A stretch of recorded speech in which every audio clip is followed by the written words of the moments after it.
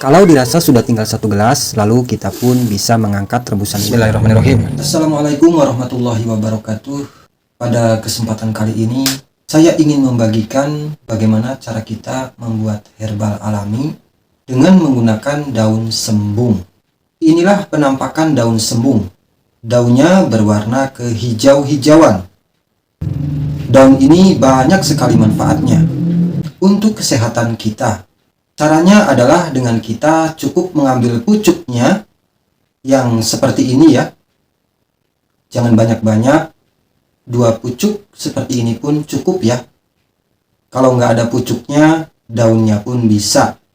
Kalau daunnya, ambillah yang tidak terlalu muda dan tidak terlalu tua daunnya.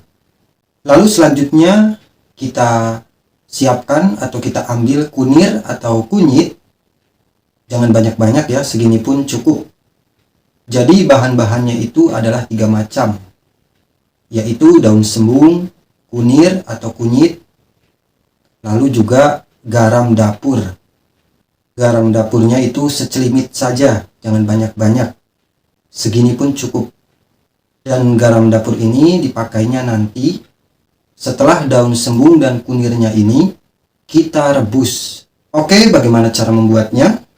Setelah kita mengambil daun sembung dan kunyit atau kunir tadi, lalu kita pun bisa mencucinya sampai bersih.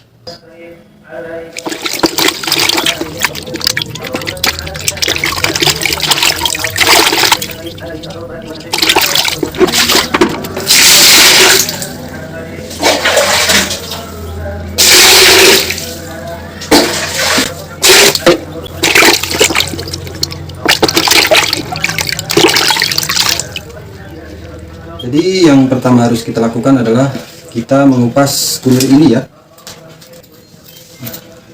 Kita kupas tipis ya.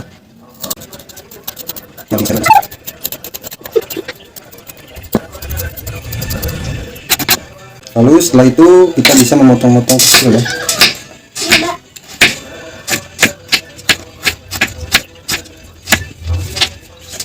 Bisa kita masukkan ke tempat. Lalu kita pun bisa memotong-motong daun sembungnya kecil-kecil seperti ini.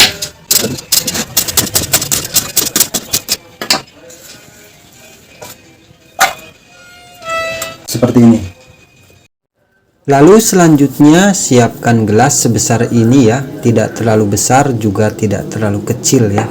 Sebesar ini pun cukup. Lalu kita masukkan air ya. Kalau bisa itu lebih bagus air yang matang ya. Kita masukkan air sebanyak 2 gelas ya, dan nanti ketika direbus supaya menjadi 1 gelas.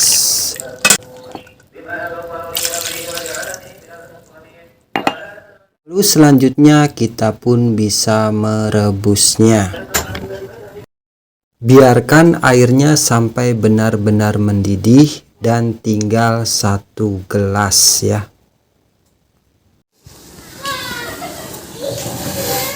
Kalau dirasa sudah tinggal 1 gelas, lalu kita pun bisa mengangkat rebusan ini ya. Kita matikan kompornya. Dan kita pun memasukkan ke gelas takaran tadi ya. Insya Allah ini airnya tinggal 1 gelas ya. Kenapa saya tahu? Karena saya sering sekali membuat ramuan ini. Jadi bisa mengira-ngira ya.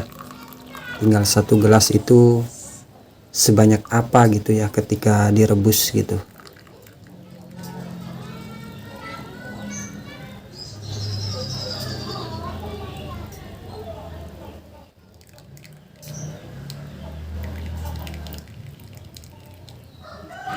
Alhamdulillah benar sekali, ini tinggal 1 gelas ya.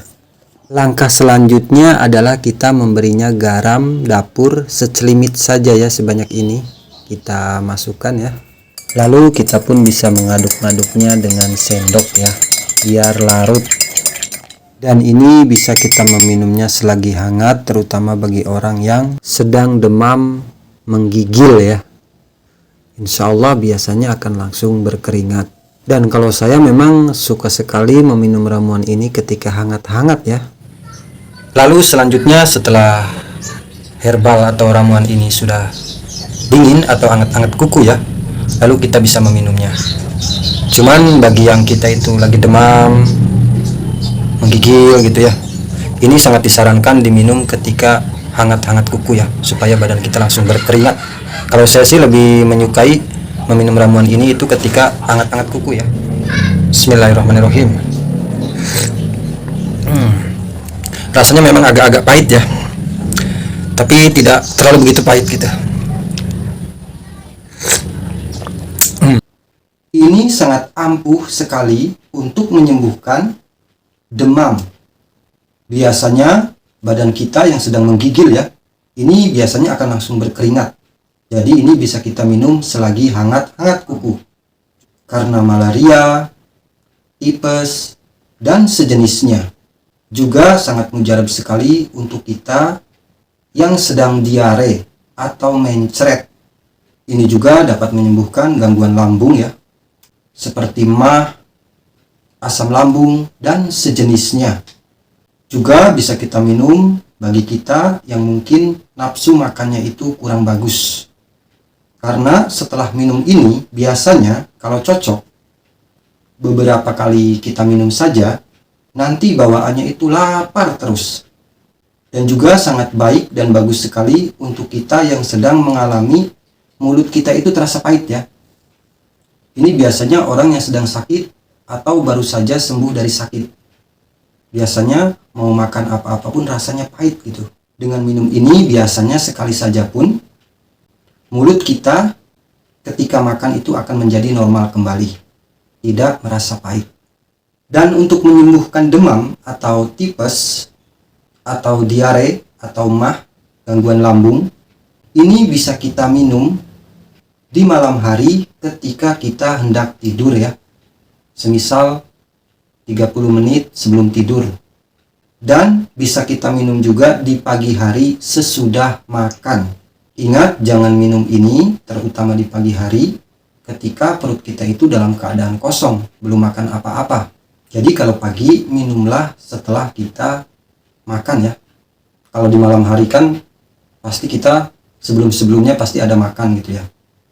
Untuk diare, biasanya ketika kita meminum ini, satu kali saja pun biasanya kita yang mencret itu langsung mampet biasanya. Dan meminum ini bisa kita rutinkan 3 hari berturut-turut ya. Yaitu di malam hari ketika hendak tidur dan di pagi hari setelah kita makan. Dan ini pun bagus sekali bagi kita yang sedang flu atau pilek ya. Insya Allah akan lebih cepat sembuh. Sekian, mudah-mudahan bermanfaat.